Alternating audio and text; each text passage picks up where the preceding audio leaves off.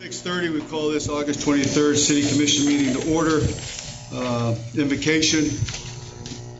Ms. Jessica, you'll give the invocation, please, and then join me in the Pledge of Allegiance. Thank you, ma'am.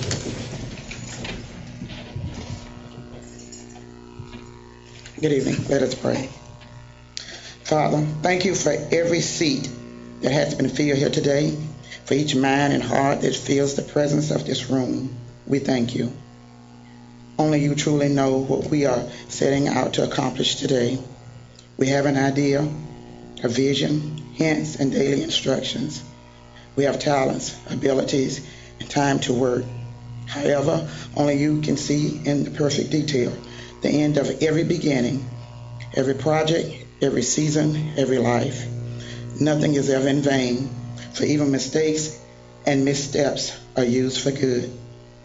Your righteousness transcends all efforts and understanding. Forgive us for our pride, the pride that puffs us up, and the pride that threatens the unquality of us. Strengthen our confidence in you. You have made us to be who you have made us to be. Set us free from the comparison in order to work together efficiently. Bless this meeting today, all those present, as well as the lives of those that we encounter afterwards. Ready us to make every moment count. In Jesus' name, amen. Amen. I pledge allegiance to the flag of the United States of America and to the republic for which it stands, one nation, under God, indivisible, with liberty and justice for all.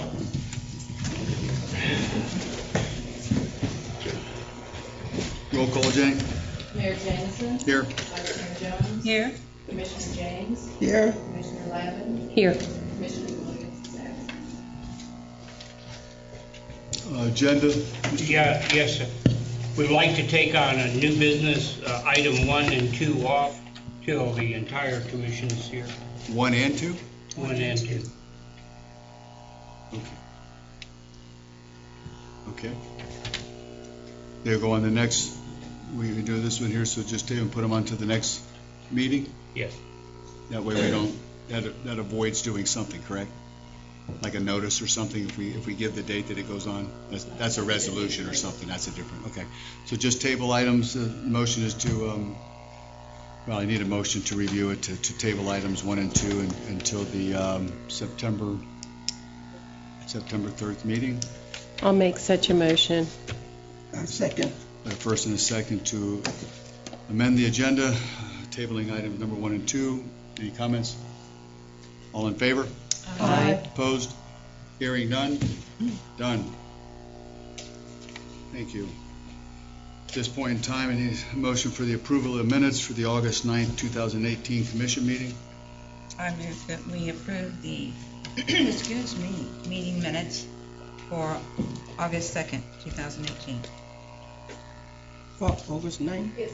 August 9th. August 9th. Thank you. August 9th. Second. I have a first and a second. Any comments? All in favor, say aye. Aye. Opposed?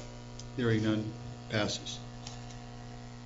At this point in time, we have a proclamation declaring September as Public Education Awareness Month. I know Mr. Cecil's here with the Education Foundation. If you allow us, let us go ahead and read the proclamation, and then we'll go from there. Mr. Walker?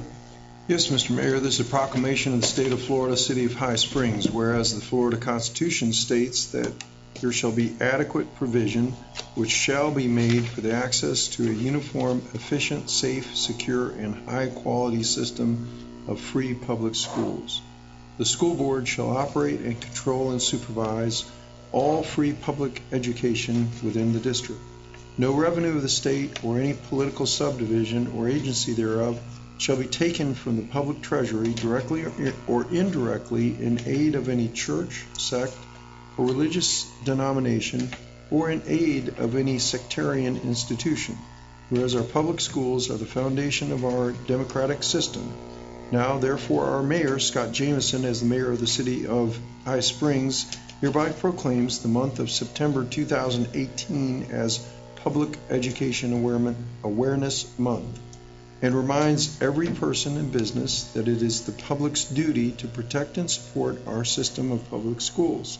Signed and sealed this 23rd day of August 2018 AD, Scott Jameson, our mayor, and signature and attested by Jenny L. Parham, our city clerk.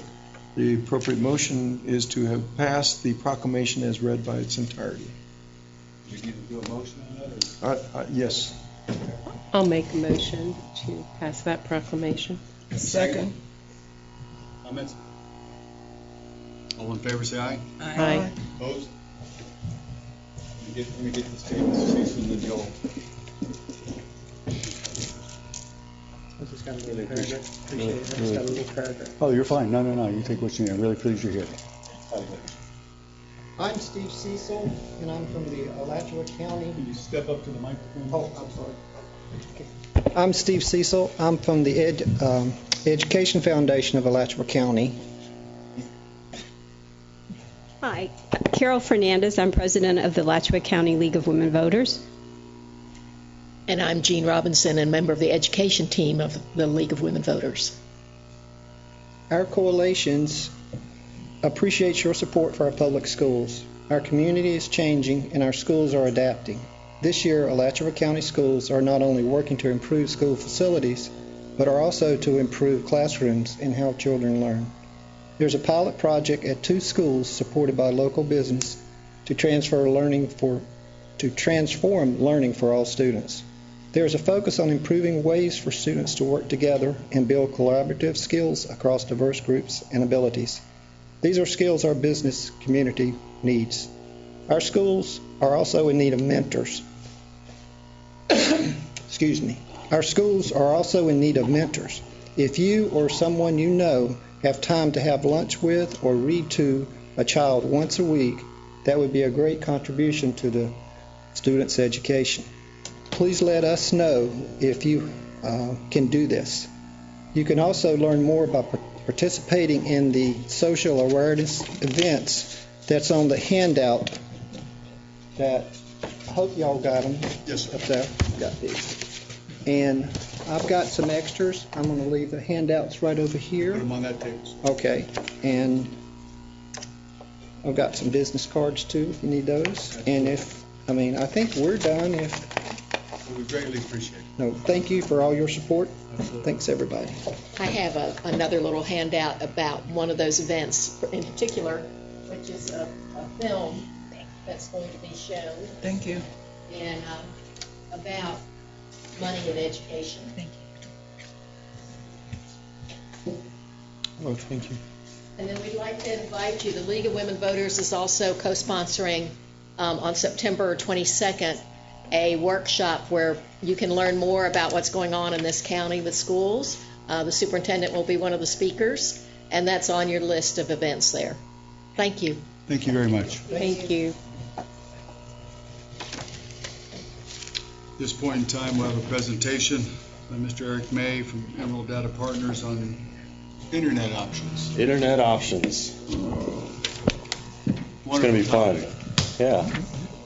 Thank you, Mr. Mayor, Commissioners. My name is Eric May with Emerald Data Partners. Mr. Booth actually asked me to present you guys kind of an informational slideshow really about internet options and things that you've got. We particularly focused on the business side of things.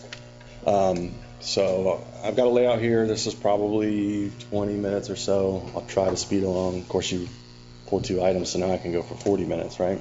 I don't think so. No, just kidding.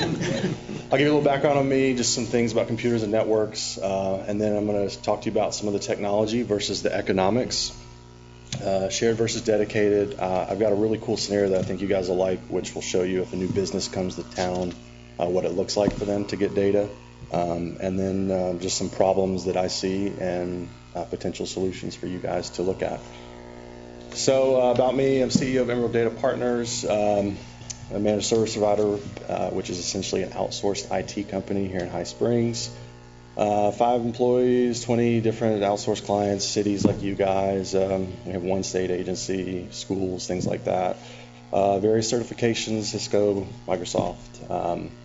partner with a bunch of different companies, member of quite a few chambers, and then 13 years here in High Springs, which should count for something, right? Give away my age there, how long I've been in Alachua County. There's my team and my wife and my 2 kids, because you have to look at me for the next 20 minutes. I figure I should show you the better side of our family. This is just because some people don't know what a managed service provider is, just so you know what we do. Traditionally, you have an IT guy, an IT department. There's some pros to that. There's a lot of cons. One of the biggest is economics. So we provide basically an outsourced IT department. We have multiple people charging way less per client, providing multiple people to that client. So you basically pay what you'd pay to, for a medium-sized organization like this. You're essentially paying what you would pay for one FTE, full-time equivalent. That's sometimes a foreign concept. There we go. So this is, in this presentation, I'll talk a little bit about internet. I'm going to talk about some providers. These are just the providers that either me or my team have direct experience with. So I know there's kind of this perception that we just have Windstream here. So I'm not basing my presentation to you with my knowledge just of Windstream. We've got a lot of companies that we either directly interface with or our clients interface with. So it is based on firsthand experience. Just kind of, I have 3 quick disclaimers. This is based on firsthand experience. So I have not taken a real scientific, data type driven view to gather information as far as everything that's going on in our internet in cities. I know that right now Newberry either did or is doing that. I think they just concluded some kind of a study where they're looking at the city providing broadband, things like that. So that's a reference to you. Gainesville City Commission also has a task force committee, I don't know, something to that extent, where essentially they're looking at what are the broadband speeds for the greater Gainesville area, and I believe that includes High Springs. So if what I give you tonight isn't enough, those are good resources. Don't feel like you need to spend money, you need to spend a lot of time to recreate the wheel. And then I'll give you some numbers and some examples, and I just want to be clear that they are theoretical. I'm not disclosing any private financial data or any data like that through either my clients or any of the relationships with GrewCom, Windstream, things like that. I use their logo a couple of times as just kind of some examples, but just kind of that disclaimer. Computers are great. Everybody knows them. Everybody loves them. They do things a lot faster than we were able to before computers. But the computer itself wasn't really the great invention. It was the network. It's what allows the computers to talk to one another. It allows, in this example, we've got different departments. Here, the billing department downstairs knows they can process an order that automatically via a network goes to Public Works. There are basically 2 types of network. There's a local network, local area network. And there's a wide area network. Local, we're all familiar with. We all have one inside our house. If you hook your iPad up to your internet, for example, this building, computers can talk to each other. They can print. That's a local network. It's within a building, or typically within a building. It can be within a campus, like if you're a school. Typically, it's not more than 100 meters or 330 feet in distance, typically. And then the key there is that it's owned and maintained by whoever owns the building. So like there's a local network here inside City Hall, and guess who owns it? The City of High Springs. And a wide area network is going to be a connection between an organization, whether that's a home, business, government, and another organization. This is what you'd call the internet. Internet service providers, AT&T, Verizon, Windstream, they all operate a WAN, a wide area network. The key there, they own it, they maintain it. And typically those connections are in the right of way. So there's different types of technology. This is where we could get really boring, but I won't. We're really going to focus on DSL and then Ethernet and fiber optic. We don't have cable internet in this city. We did. They went bankrupt. Actually, my office is in their old office. It's kind of funny, so I know they had some trouble. I don't think that there's any interest. I don't know if you've discussed that. I know that you discussed that with me, but I think that we've tried to get Cox here, but the physical conditions of the cable just isn't too much of an investment for them. So really we're going to focus on DSL and then fiber optic and Ethernet. Wireless is out there, but for cellular, things like that, but I'm not going to focus on it. Something that's really important for us going forward is that technology and the company are different. For example, Windstream, they offer DSL, they offer managed Ethernet, they offer fiber optic. AT&T, they offer DSL, managed Ethernet, fiber optic, wireless. Comcast, similar. GRUCOM, which is a department or division of GRU, they are only fiber optic. That's a business decision they've made. I think it's wise, but it's just important to know those are not the same, because what oftentimes people will say, Windstream, and they automatically say DSL. But Windstream's a company who offers DSL. Windstream also offers managed Ethernet, fiber optic, these other technologies. So that distinction is clear. So what I want to talk about here is limitations. So we all know, why can't my internet be faster? Why is my internet slow? Let's talk about limitations. There's two types of limitations that you can run into with internet. There's the technology limitation, and there's the economics. Technology for DSL, the technology only allows for a certain speed, and it's based on the distance you are from what they call the remote. I used to know the numbers off the top of my head, but if you are within, I think it's 1,000 or less feet, you can get 100 megs. If you're up to 5,000 or 6,000, those numbers could be wrong. You could get maybe to 3. My house, I'm near the school. The fastest I can get, because the cables run all the way down here to the Windstream office across the street, fastest I could get was 3 meg. If you were right next door to them, you could get 100. So that's a limitation that the technology itself has. You just can't overcome that. Fiber optic has a much higher limitation, 40 gigabit. It's more speed than most anybody would need, and it can actually go higher than that. The other kind of limitation is the economic limitation. And what does that mean? How much does it cost for the internet service provider to provide the service? How much does it cost for them to install it, to repair it when it goes down? Because whenever you call them and you want it to be repaired, typically you don't want to wait very long. Their connections to the internet, their network engineering, and then their regulatory costs, taxes, franchise fees, which the city receives. So that leads us to what's called a shared connection. And a shared connection is, when I describe this to you, it's going to sound almost criminal, but it's actually the way that they provide, these companies provide internet in an economical way. They oversell the speed, meaning they sell you more than they can actually give you. And there's slower repair times, slower service. I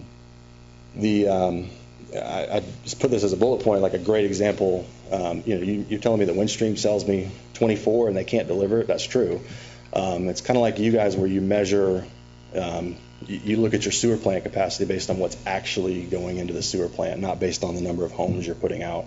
You use those for projections, but you're not going to grow the plant unless you're at a certain capacity. It's the same for them. If the whole city is at a certain capacity, then they would invest in it.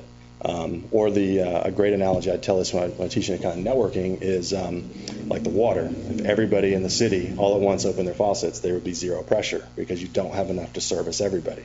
You kind of bank on only a certain percentage of people were to open it at one time. So if anybody wants to stage a protest, just set a time, like a Facebook group, and we'll all open our faucets at the same time, and no one will have pressure.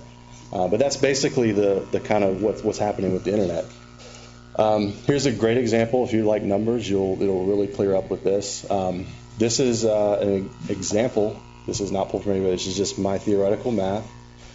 If you had the yellow note there, if you had 600 customers who are paying for 25 megabit connections, DSL, they're paying $60 a piece. That company, and I'm just using Windstream theoretically, brings in $36,000 a month. They have promised the customers 15 gigabit. So you see that arrow that's pointing up to the internet cloud. Guess what? They're only able to deliver 10, which is 2/3 of what they've promised.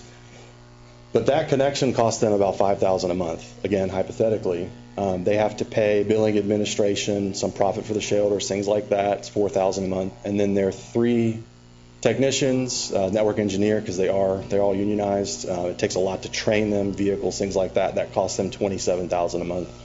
Don't feel like you have to do the math, because those 3 up top add up to $36,000. So in this case, Windstream is able to deliver economically what people would pay, about $60 a month. So if you say, well, that's not right, they need to deliver the speed that they've promised, well, we have a solution for you. It's called dedicated. And let me show you the economics of dedicated, because this is actually out there and we'll talk about it.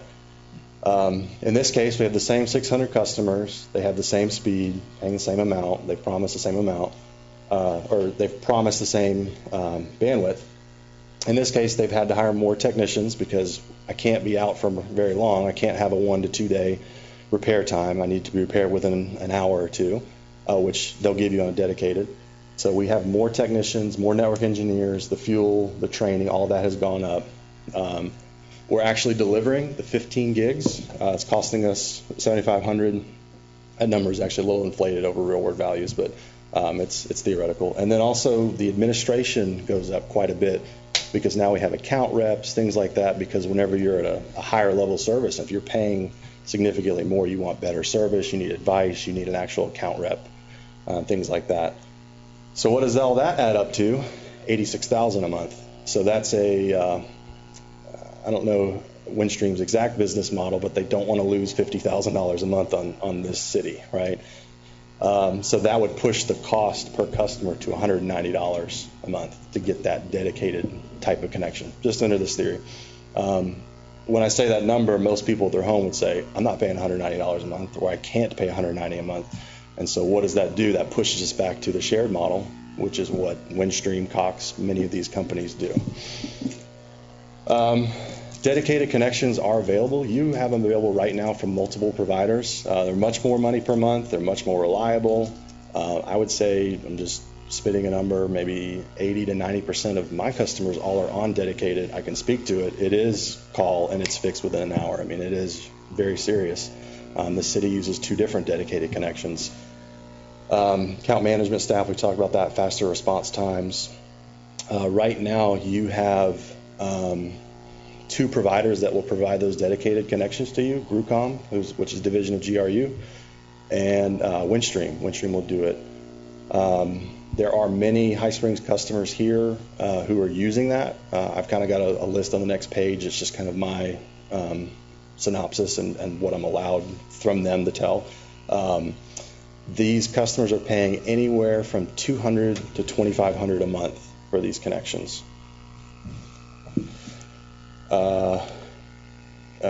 So here's the list. Who is dedicated at High Springs? This is unofficial. Windstream provides dedicated service to Winn-Dixie, FCA, First Baptist, this city. You have multiple connections because you have the state connection. You actually have 3 or 4. East Tax Accounting, Capital City Bank, Jim Douglas, they're all on dedicated Windstream connections. GRUCOM connections, yes, if you see the city is up there twice, that is correct. You have 2 internets for redundancy, for different purposes. High Springs Community School, the High Springs Public Library, Palms Medical, which has 2 locations. One of them is, I believe, their main corporate headquarters is here. My company, Render and Petaway, and then Camp Kalak was their newest customer. And so they have 4, one of their reps told me they have 4 more in the quoting phase. I don't know who they are. They can't disclose that.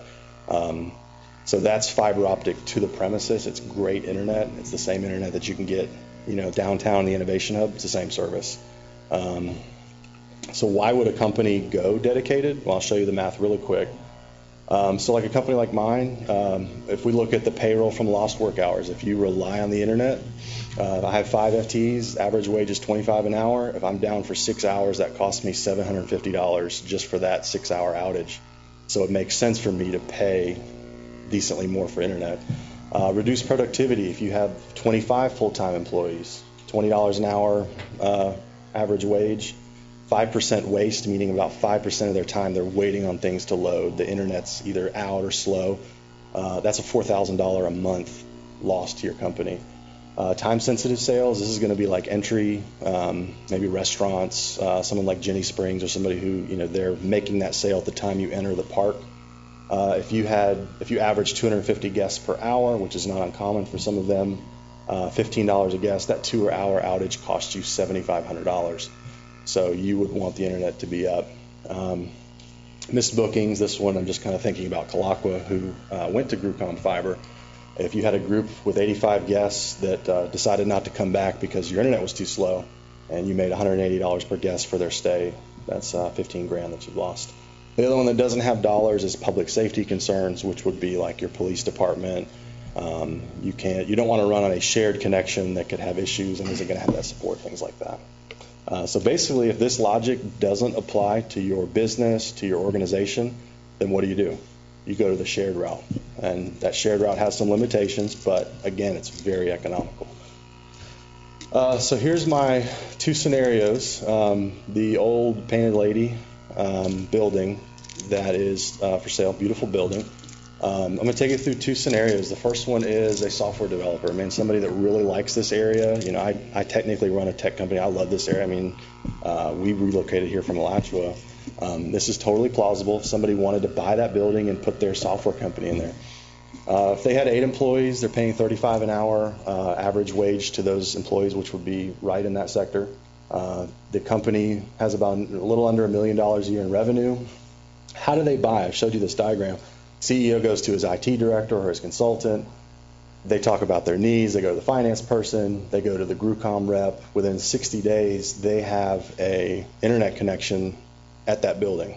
It would probably take less than that because there's fiber right now under that sidewalk. So this is a theoretical example, but this is real. Somebody came. This is exactly how it would happen. I walked through this scenario. I would love to be at those numbers, but I walked through the same scenario, and it does pan out. So they would end up paying for their primary internet about $2,100 a month. They would get a backup internet, which is not uncommon. We have a lot of people doing. We have a backup that's cost you about $250 a month in case the first one goes down, because that's how redundant you really want to be. And that's going to cost you $28,000 a year, which seems high, but it's roughly 3%, 2 to 3% of your overall revenue. And you start doing the math of those employees being out, your business being out, it makes sense for you, right? So again, this is an example right now. If you had somebody that came here and said, hey, I'm a software developer, yeah, great, I'm looking at this building, I need internet. You can look them in the eye as a commissioner or whoever it is that's talking to them, city manager, and say, yeah, we got great internet. Scenario 2 is going to be an antique shop. So somebody bought, I think this is actually what it was, the last use, I believe. So if you had 2 employees there, basically an owner, maybe an assistant, they're averaging $15 an hour. The shop does about $100,000 a year in revenue. What do? Well, the diagram there, the owner plus the other shop employee, they contact the call center, call Windstream, and they schedule the install. 7 days later, they come out, and you got DSL. It costs you about $1,000 a year. It's pretty good. In this scenario, people are in browsing. If the internet's out for a couple hours, well, when you figure out their hourly revenue, it's not that much. And they can run the risk of hand swiping somebody's credit card, doing the old things they used to, I don't know what it's called, but the cha-cha, that thing. So in that case, it makes sense. If you have $100,000 a year in revenue, are you going to pay $28,000 for your internet? No. You could, but that would make no sense. So in this case, DSL is available to them. This is what they do. This is what they pursue. So I don't want to paint a rosy picture and say we have no problems. We definitely do. And this is just kind of my quick fire problems that I see, and maybe some answers that I've got for you guys. Just kind of nothing for you to take action on, but just for something for you guys to think about. One of the issues we have is you can have businesses that have expectations that don't match what they want to spend. Question mark. I don't have an answer for that. Sorry. That's something that happens internal to a company. For example, if you had a business that approached you and said, look, we want this internet there, and we don't want to pay that money, I don't know. You kind of hit this wall where I don't know the solution to that. One thing that happens, and this is not just for this city where you'd see, but owners can sometimes incorrectly believe their company relies on the internet. A lot of people say, well, the internet's out, I can't do business. Well, it's not true. If you really analyze what they're doing, they could rearrange some things. It's a major inconvenience, but it doesn't actually stop them from doing business. When you can measure internet outages in dollars lost, and I don't mean like, I lose money just anecdotally. I mean, you can see I lost money, for those hours. Then it makes sense. If you're somebody who's doing sales, again, like the antique shop, it doesn't really make sense. There's definitely a problem that I've run into, which is there's an incorrect perception. High Springs doesn't have good internet for business. And notice I said for business. I am aware of the residential, which we'll talk about. The only answer that I've got is just that the city and the chamber and the city just provide marketing, what's here, show some of the existing infrastructure. The building that I'm in, the old First Avenue Center, I guess it's still First Avenue Center. The owner's been marketing to people because it's fiber connected, I think he was trying to get an engineering firm, some different people, and that's just kind of good PR, good marketing because it helps out.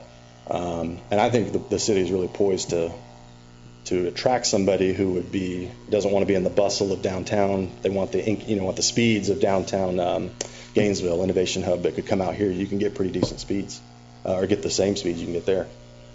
GrewCom is great because they are a competitor to Windstream. So anybody, we all know economics, and if you're the only internet provider, like Windstream was for a long time, you can kind of do what you want. I mean, they are federally regulated to a certain extent, but they can kind of charge and do things. And I have no ill will towards Windstream. That's just an economic reality. I do a lot of business with them. You guys do business with them. It is what it is.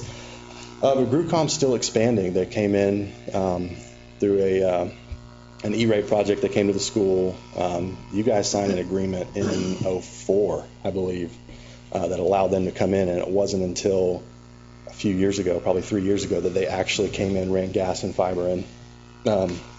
So one thing that I would just suggest, and you guys are already doing this, but just continue to expedite any pole attachments, right-of-way requests, anything GrewCom gives to you guys, get it to them, just get it back to them, let them know, hey, we've got it. And then just the same problem with just an extra follow-up. If you wanted to just kind of add an extra touch, you could do some kind of an official support letter, something just letting GrewCom know, hey, thank you for coming to our city. We want you to expand. Whatever you need, we're here for you. Because I know we've done a couple projects with them. The latest one we did was in the city of Waldo, so they went all the way out there. It goes a long way to kind of let them know, hey, we as a city, they're also owned by a city. Let them know, hey, we support you, whatever you need. If you want to target together, hey, what area should we go to next with our fiber? They're happy to do that. It really helps. Residences still have limited options. I'm definitely aware of that. GrewCom doesn't really offer residential service. So even if you lived right on one of the fiber lines, which, like my house actually now, they ran up 236 to get to Camp Colaqua. My house is right there next to the fiber. If I wanted to directly connect myself, it would cost me, to get a good speed, $300 a month. And that's kind of, I'd probably go for it. I don't think my wife would like it. My point is, residences still have options. That's an economic limitation, not a technology limitation, as we talked about earlier. Big one's going to be the 454 numbers. They can't be ported. You can't take them away from Windstream. It's one of the big reasons this city, the library, the schools, Colaqua, they still have Windstream because they can't get that 454 phone number away from it. I don't have a 454 number. Thankfully, I didn't start with one, so I'm not tied to them. But that's one of the big limitations is you can't fully get rid of, switch to another provider because you can't what's called port that number like you would on a cell phone. You can't do that right now. The answer is Windstream's working on SIPing, but again, the main advantage to SIPing is it will give you number portability, so they've been working on it for a very long time. I'd say probably 10 years, maybe. You just don't know with them. So just know that that's kind of a limitation. If the problem we identify as Windstream or GrewCom just won't expand fast enough to offer, to meet the needs of the town, if you guys as a commission take that position, which you absolutely can, and I think that the city of Gainesville is kind of on that track right now saying, hey, GrewCom, Cox, all these different companies are not offering enough, so they've gotten a task force together to see what can we do. I crossed it off. I put it up there and I crossed it off, so I'm on the record as saying don't do it. You could offer internet as a utility. There are other cities that have done it. Again, I think it's a bad idea. And for the third time, I think it's a bad idea. But it is an option to you. Other cities have done it. Dunellen's done it. Most of them have gone belly up. But if you were to do it, focus on a very concentrated area, like maybe just the downtown or something like that. But even then, don't do it. because like a city like Alachua, they have power. They have trucks. They have boom trucks. They have guys who climb the poles. You guys don't have that. So that would be a whole new expense, a whole new fleet. They could consider it because they've got the poles, they've got the attachments, they've got the manpower to do that. They'd have to add some network engineering, get some. It makes sense, but for you guys, you're looking at least $1 million right out the gate just to get everything started. You know, I hear O's. So what are your thoughts on that? Yeah. And I love fast internet. I'd love for you guys to do it. Right. You know, I would wait for the city of Gainesville to see what they're doing. You could offer free or paid Wi-Fi in a concentrated area. That's an option. Potentially the CRA could offer like downtown Wi-Fi. There's a lot of challenges there, but at least it's something you're not charging and having to make a lot of money. It's just an expense. Like, hey, we're going to offer it. You know, you think about when the town started offering water, people wouldn't develop here, right? People wouldn't move here until there was water. So the city took a gamble, put water. We needed that for development, and then people started coming. So now you've got that utility. Well, with internet, you have it. You just have a company that's not wanting to do enough, you know. And what will happen is as soon as you guys get into the business, what do you think is going to happen? Oh, let's refocus some money from this multi-billion-dollar company or GroupCom, you know, multi-million-dollar company. Focus their efforts here and then push you right out of business because now you're competing. Whereas with water, you're not competing. People don't pick with water, they just pay the rates, right? They can't choose. So that's my presentation. I know I covered a lot of stuff, but it's really just informational to kind of show you guys where the city is at. Do you guys have any questions or anything you want to know more about? I was at a workshop over the weekend, and they had a lot of discussion about the Small Cell Deployment Act that the federal government has passed, as well as House Bill 687 regarding the small towers or the small cells, and how it's there's legislation that says that once they come into town and they want to talk to us about it, we can't put design standards in place at that point. They have to be in place prior to that. They pretty much, we have to fast track it 60 days, and they have to be allowed to put these small cell units in. Yeah. There's still some concern about the radio frequency, which the FCC has not upgraded since 1996. And so the League of Cities, you know, has some concern about that. But at this point, municipal government has no ability to stop a provider from coming in. The only thing that we could do is if we want to design standards in our historic area, our downtown corridor, or whatever. And so is that something, you know, that we need to look at? What I heard at this seminar is, you know, small cell is the future. That's why nobody's investing in infrastructure, you know, because they're developing that technology where they don't have to put those cables in. And, you know, that is why Windstream isn't investing, because they don't know what's going to happen and they don't want to put a bunch of money. And so that is something that, you know, I know a few residents have talked to me about, you know, the radio frequency issues. And I just wonder if we need to look at that. Do you know much about the new technology? Yeah, so it's interesting. You're right as far as with Windstream. You know, it's a business decision. It's an investment. You know, in a town like this, some of this copper is 40, 50, 60 years old. I don't know. I mean, some of the techs have told me they got to open a box and it just disintegrates. You know, some of the stuff inside.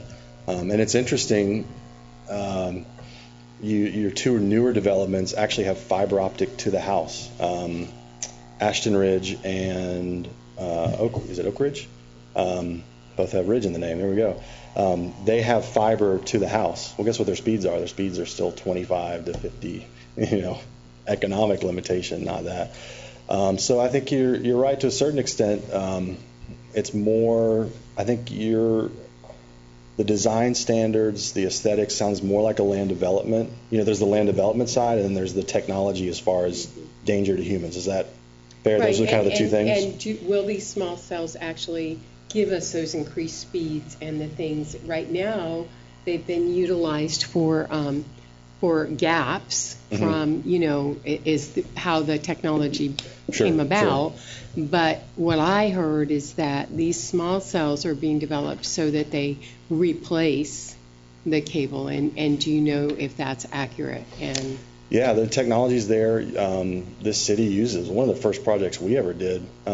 Each of the buildings here had their own internet connection. You'd actually were paying Windstream for each individual building, and so we used an AirMax technology, which is essentially it's small. It's radios up to 25 miles or whatever.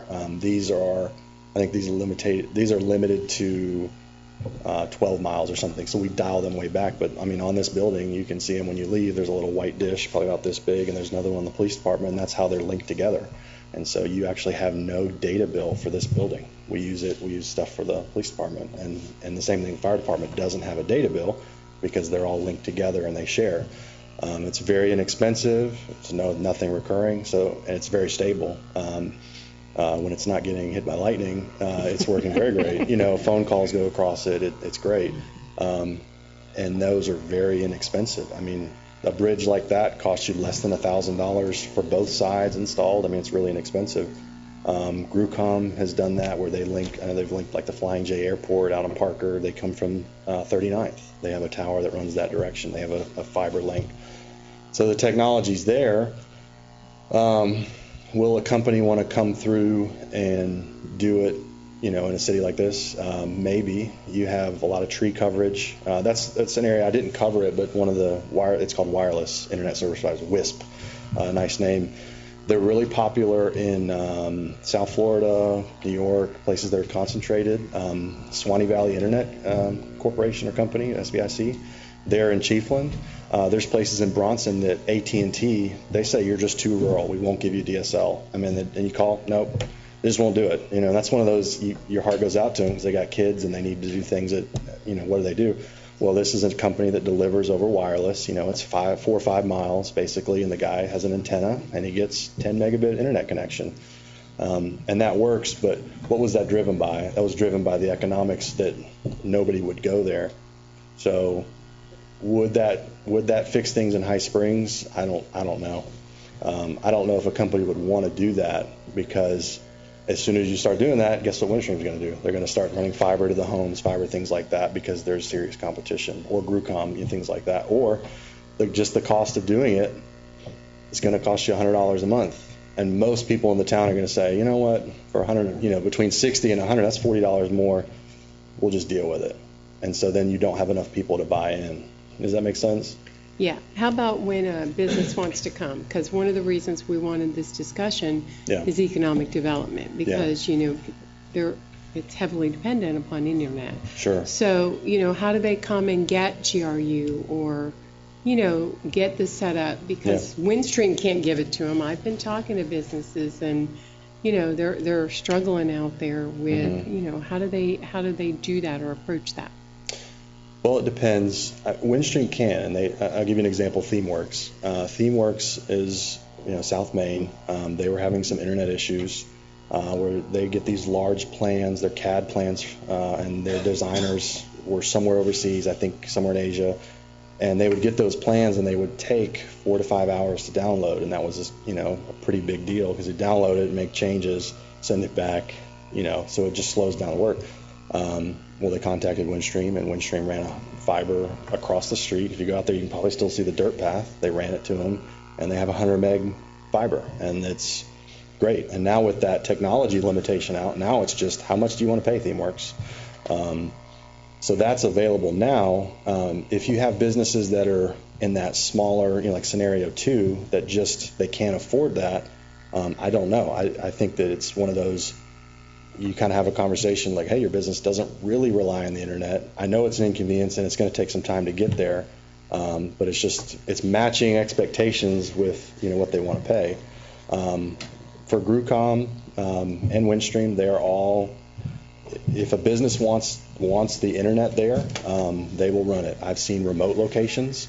Think about Camp Kalakwa. So Grucom was at Grunder and Petaway. That's the closest they were. Camp Kalakwa wanted internet. And they had dedicated Windstream. They wanted something better, so they called Grucom, and they finagled something. And you can go out there and you can see the little wire, black wire. They ran all the way down 236. You guys gave them the pole attachment, or the county, I don't know who has that. They gave that to them. They ran it, and they're connected, and they have great internet. So it's out there. I mean, I would have to look at each scenario of if a business came to town, they can absolutely do it. I can tell you that, put my hand on the Bible, it happened for me. We have great internet. I did a poll today. Hey, is the internet ever going out here? Like, our internet uptime is in the 99.9999, it's 4 nines percentage. So it's happening now. I think it's just if you call the Windstream call center, and your budget is only so much, then you can't get beyond that limitation because you're in that shared bucket. You need to be on the dedicated bucket. I could give you the SMB, small and medium business reps contact information, the dedicated rep, Richard McIntyre, give you both their information to pass on to these business owners. Same thing with GRU, Fernando Sanchez, he's the business rep. And they'll sit down with you and what do you need? Where are you located? And they'll come up with a price. Windstream can probably come up with a price within a couple days. GrewCom usually takes a week or two, and they'll give that to you and say, here's your options, how much does it cost? Same thing the city did here. We were smart, we waited until they went to the library because we knew that was coming, so we waited until they built to the library. We're like, hey, how much is it going to cost? Because now it's just at the sidewalk, and so that was very inexpensive. Does that answer your question? I know I kind of rambled on a little bit. If we can find some access information, because, that historically is what I'm hearing, from businesses, and, I'm not sure that everybody knows that those options are available. Yeah, and I think one of the first questions you ask somebody is, if they complain, this is what I ask them, like, well, what do you pay? And they say, oh, I'm paying $60. I'm like, well, would you pay $150 or would you pay $200? Oh, no. Well, then I've kind of just cut all the quoting and all that, Right. That was unnecessary because I know the pricing, generally they're going to come back. And if they say no, then I've hit that wall. But when you're talking about a large business that needs data at a level to keep their operations going, that's not a significant amount of money. For Exactly. my little business it is, but You're exactly right. for them it's not. That's exactly. And we want to be able to capture those employers. Yeah, in our absolutely. community. You're right, and there is maybe this medium, like if you have between maybe 3 and 8 employees, maybe is there this kind of gray area? Maybe. I don't know. I get mixed feedback. People tell me it's awful, then I typically ask that question: well, how much do you pay? How much do you want to pay? Or then some people, like at the Talon Cookie, talk to them about they have DSL, and oh, it's great. And if it's off, they don't care because they do, but it's not detrimental because people can pay cash and their register will take their credit card information and charge it later. So guess what? They pay $60 a month. They're not paying $300 because it makes sense to them. But I definitely think it's a perception thing. I think the chamber could probably help. And I apologize if I'm offending anybody in the chamber. I haven't approached them. Mr. Booth asked me to present this to you guys, so it's probably good information. I have not told them. But yeah, I mean the word's getting out there. There's 4 other customers that are quoting with GrewCom, which is significant. So somehow people are finding out. Okay, could you send us that contact information? So I'll send those 3 reps, send the contact information to the clerk, and then to the chamber also probably. We got the CRA person back there. Why don't you talk to her before you leave? Okay. I mean, I'm serious. I mean, that's what she's doing. I would think you would want to talk to her, give her the information, because when businesses come in, they're probably going to speak with her. So if you could communicate that, yeah, I think that would expedite that a little bit. Any other questions? Thanks, buddy. Thank you. Thank you very much. Thank you. Anybody have questions? I knew you were Did I screw up? Of course. Ross Ambrose. The only reason GrewCom's here in High Springs is because they had an agreement with Alachua County Schools to provide fiber to the school and to the library. And High Springs was those were the last 2 points to fulfill their contract. So we were an expense to bring gas and fiber here, but they had to finish their contract. But now that they're here, if you've got fiber near, like on 236 or any of the other places or right here in front, you can get GrewCom. But they're not really interested in building out the network if it's not economically viable, which is fine. I'm on 27. I've got fiber in front of my building for Windstream, but that fiber is designed to serve Columbia County. So they won't tap into it for me. So there's fiber kind of down to the industrial park. But if I want 30 megs at my business, which I actually need to go with some software and other things I want to do, I can do it, but it's $1,500 a month. So I can take my business out of High Springs and go somewhere else, and I can get 30 megs. So yes, it's an economic thing, but our providers, Windstream and Grucom, are selling the city short because either we haven't found the incentives or whatever. You got to be on an area that they've already had an economic incentive to put fiber there, or they have no interest. And Windstream has no interest in taking care of my one little business in that industrial section, even though that's what I need. And I'm there because the zoning is for industrial. It's not like I can move my operation some other areas. I have to be in an industrial zoning. So anyway, yeah, it's economics, but $1,500 a month for 30 megs, that's kind of ridiculous. So.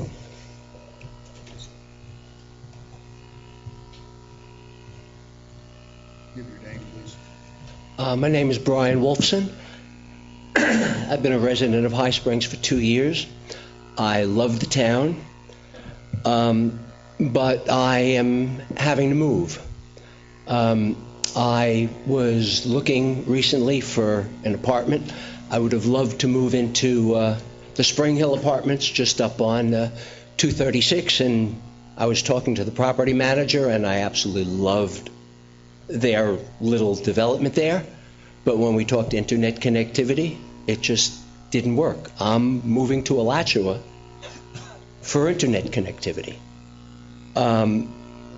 Your citizenry, the kids in your town, deserve better. They are the future, and the towns that provide internet are the ones that are going to be attracting the wheat as opposed to the chaff. The parents who want to get the best for their kids are going to be going to towns where they can get internet, and they can get it at a reasonable cost.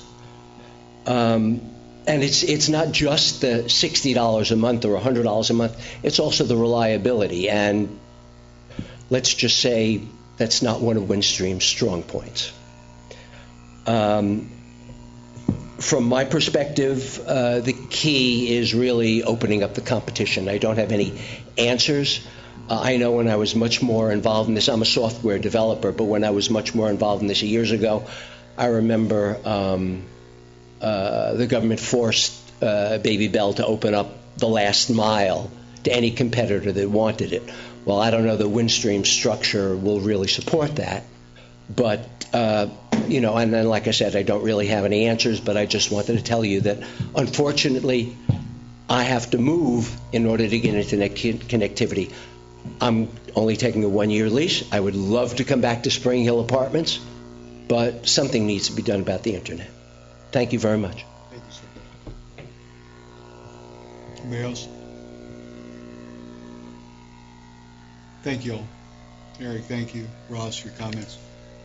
At this point in time, we have a presentation by Christina, CRA, if you'll just fill us in and go from there.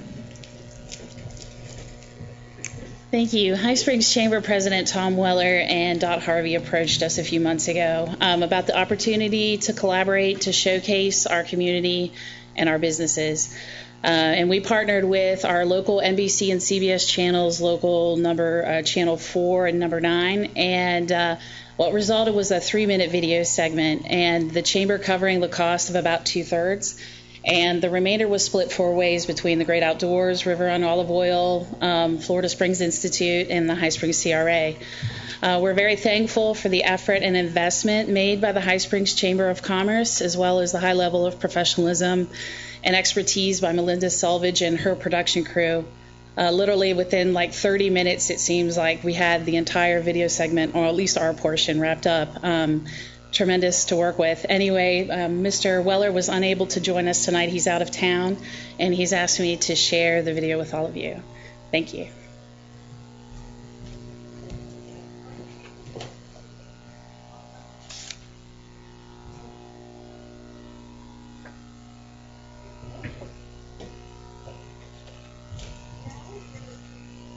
Community Redevelopment Agency Director here in the city of High Springs.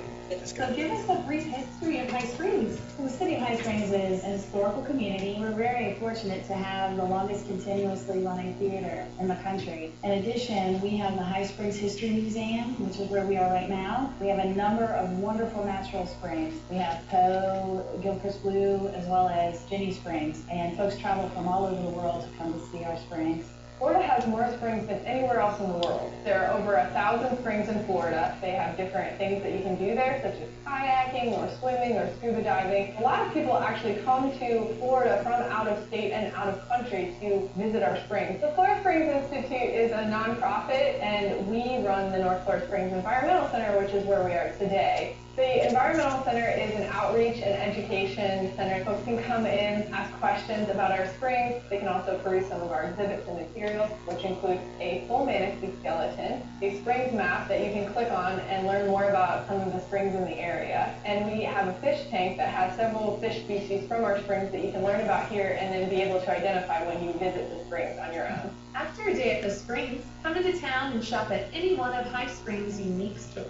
Within our downtown alone, there's like 6 antiquing destinations. And we also have a wonderful farmer's market. In addition to that, we have shops that not only make handmade items, but they also have hands-on workshops and classes.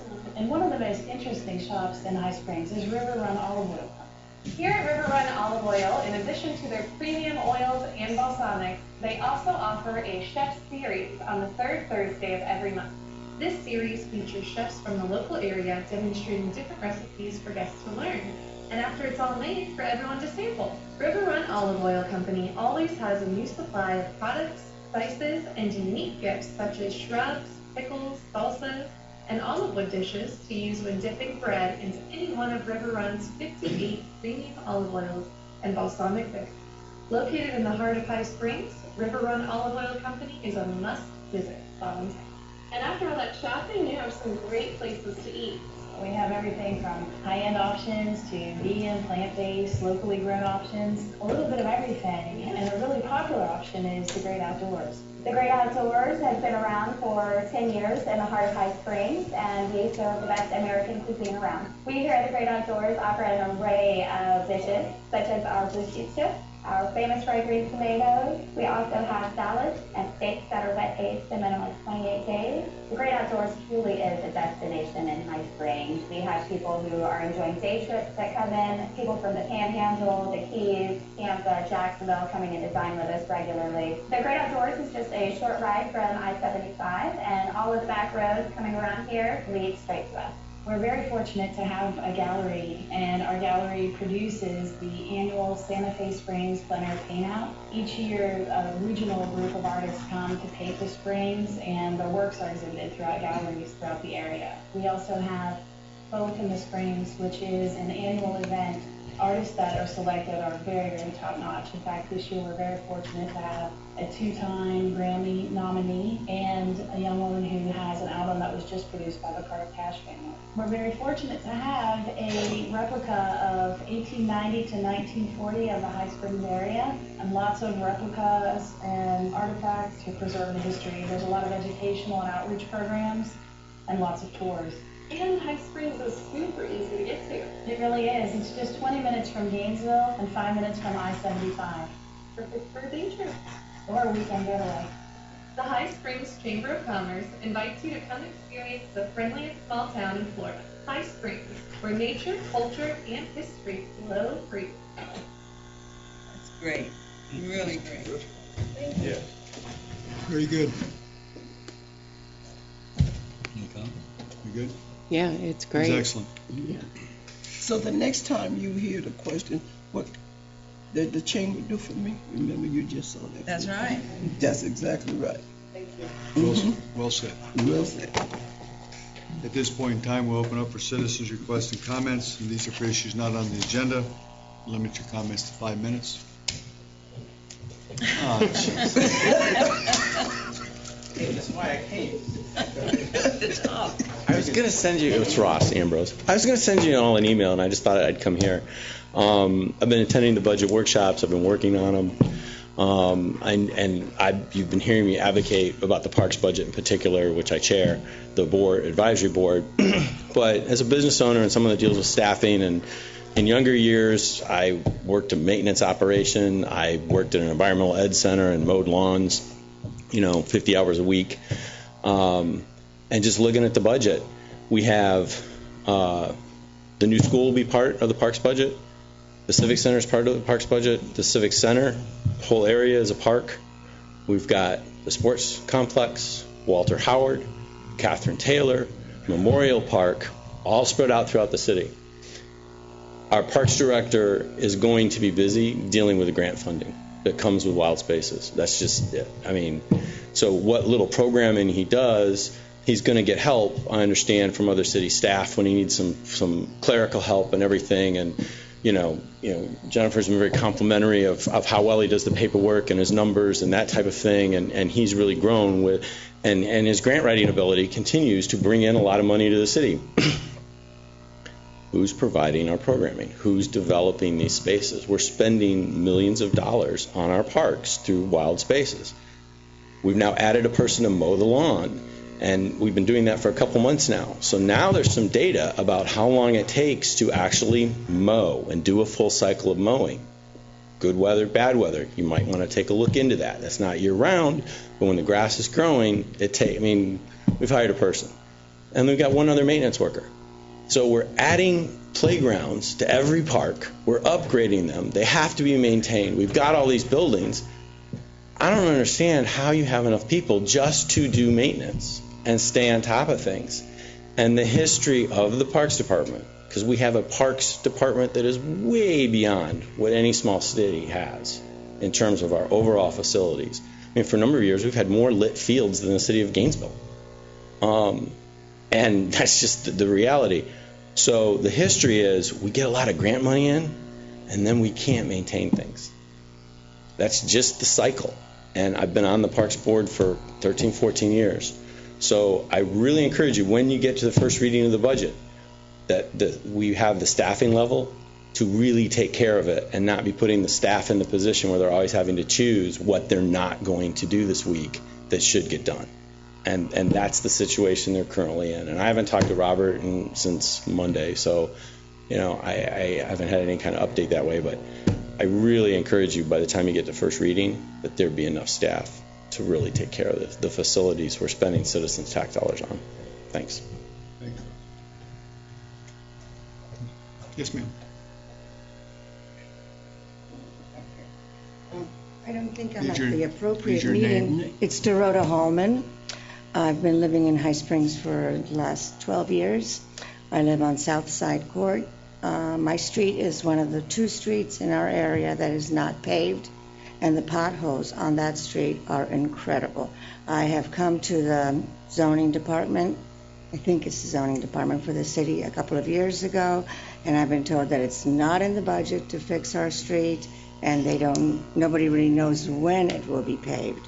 Last week, I have observed surveyors, and when I approached them because they were in my yard, they told me that they were surveying the properties and the streets for the sewer lines in High Springs. Now that's why I came here, because I wanted to get a little bit more information about this, how this is going to proceed. And I was told by that man that they've been doing surveys for a year now, and he really couldn't give me an answer. So where do I go to find out when this will happen?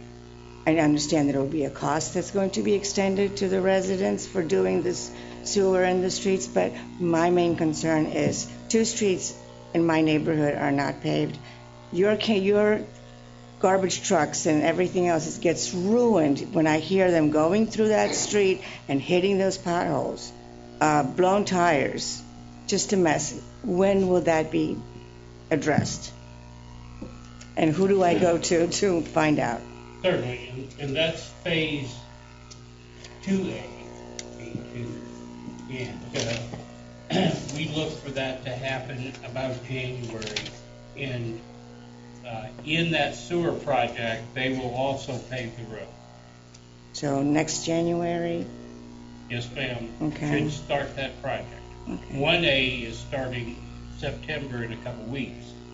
And then somewhere down the line, when they finish designing it, which will be January, we'll go out for bids, and then they will continue in doing it in your neighborhood. Okay, well, that's better than I've heard before. Yes, ma'am. Thank you. Thank you, ma'am.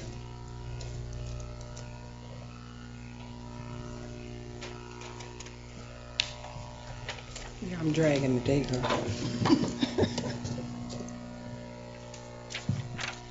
I'm going home and get some rest. But I am tired of asking about this water running in my yard. They cut this tree down in front of my house that was really my tree, that they cut down right in front of my driveway. I'm losing my voice. Yvonne Andrews. Mr. Booth, I'm still waiting. Yes, ma'am. I'm still waiting. I'm still waiting. It's on the list. I'm still waiting. Yes, ma'am. I'm still waiting. I'm going home and get some rest now. It's getting to me, Gloria. I have physical therapy at 7:30 in the morning, so please, please, please, please, before I don't have a house, do something about that water running off of 177, because I want to keep my house. I don't want to have to charge you all for cutting my tree down that caused that water to come down into my driveway. So please do something about this. Don't forget to vote on the 2nd, or come and do some early voting, or vote on Tuesday. Thank you. The tree was cut way before our time.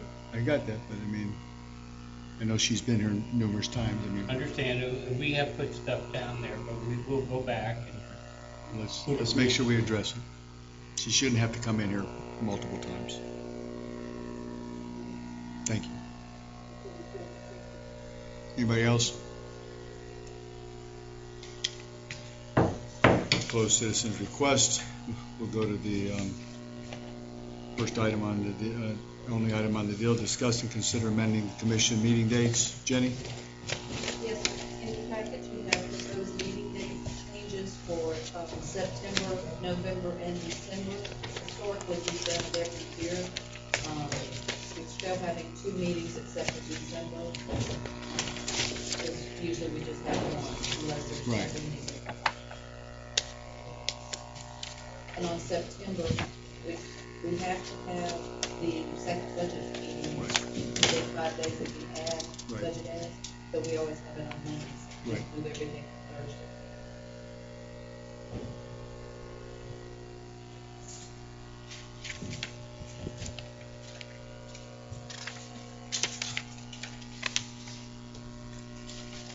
Do we need to vote on this?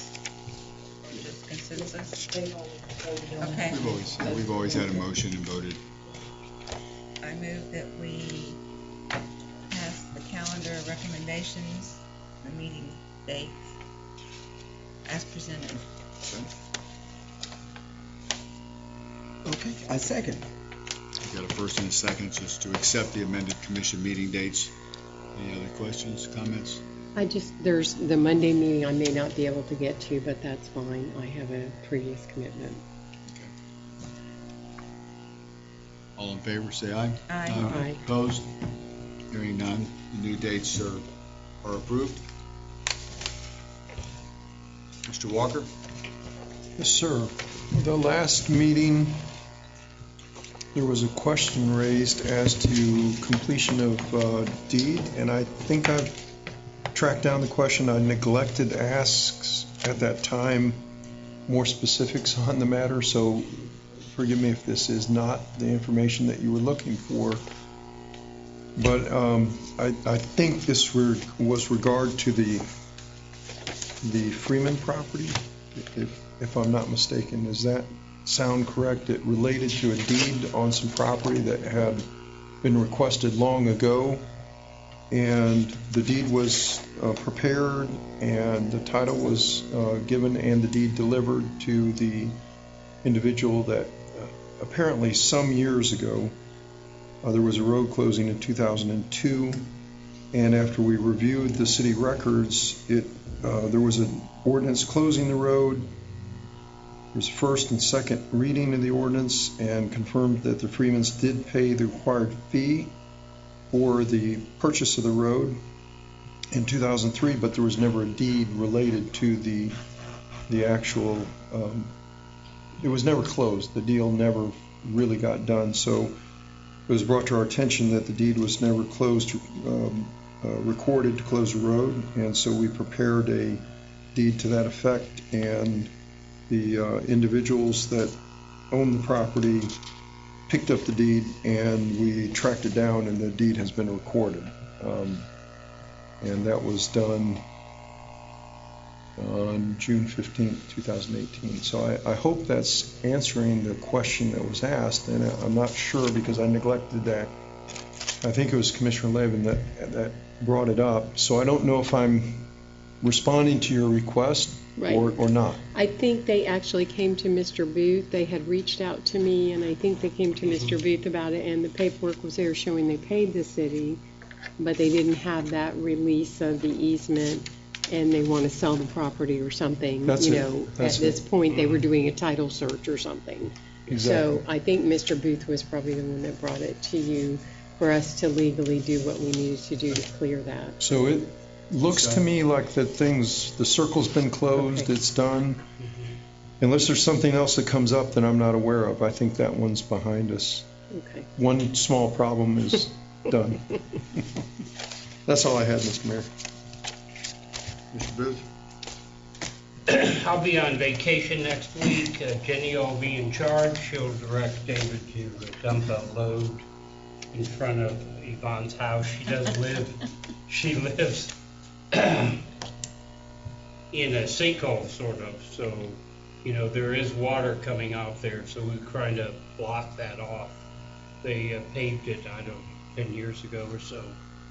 So she's had some problems all along. We have a donation for the police dog, 100%. It was anonymous. It just came in today. And it totally pays for that police dog that we were doing. Very good.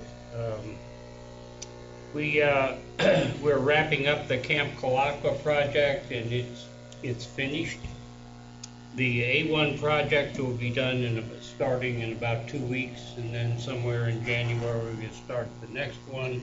And along that line, we will do the 3 ponds or the wetlands, paved railroad, and also do the CDBG water frame. So it's going to be a very busy time. We're going to tear up a lot of roads.